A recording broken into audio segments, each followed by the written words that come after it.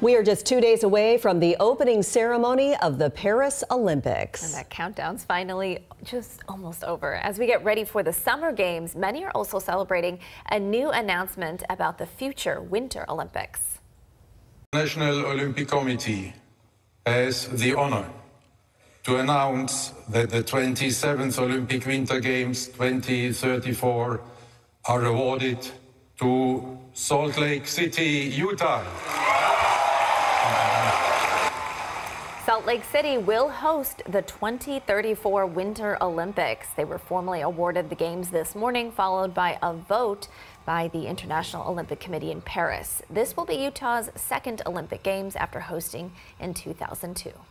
Okay, but we're not thinking about winter this morning. No, we are thinking about summer right now. So let's talk about the Paris Games. All right, and that's where we find King 5's Chris Egan. Chris, how are things going so far in the City of Light? Are you having lots of macaroons and, fancy coffee, croissants?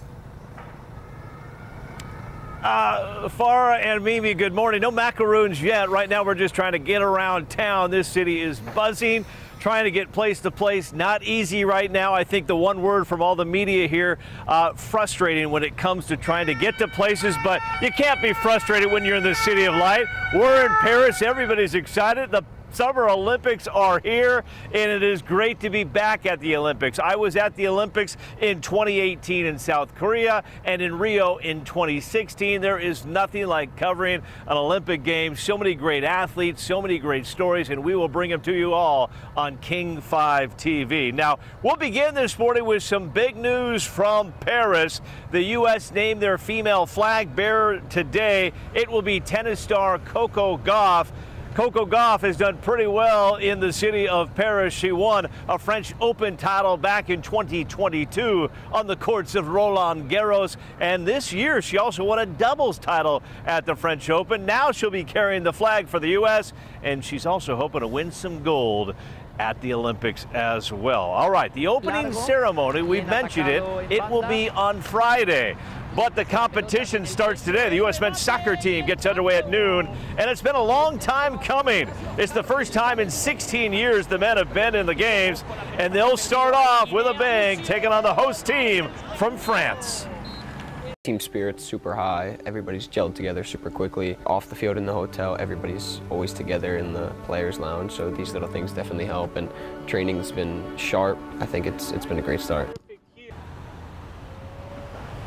There are 70 athletes and coaches here in Paris with ties to the great state of Washington that I'll be doing my best to cover here every day at the games. And that list includes Jonas Ecker from Bellingham and Aaron Small from Seattle. They compete in the sprint canoe event.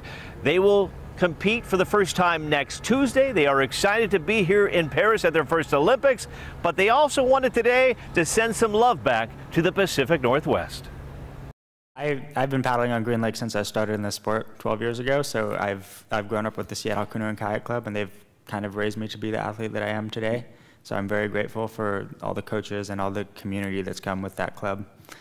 They've really prepared me to compete at the national level at first and then internationally. Since going to college at University of Washington, I've been training at Green Lake with the Seattle Canoe and Kayak Club.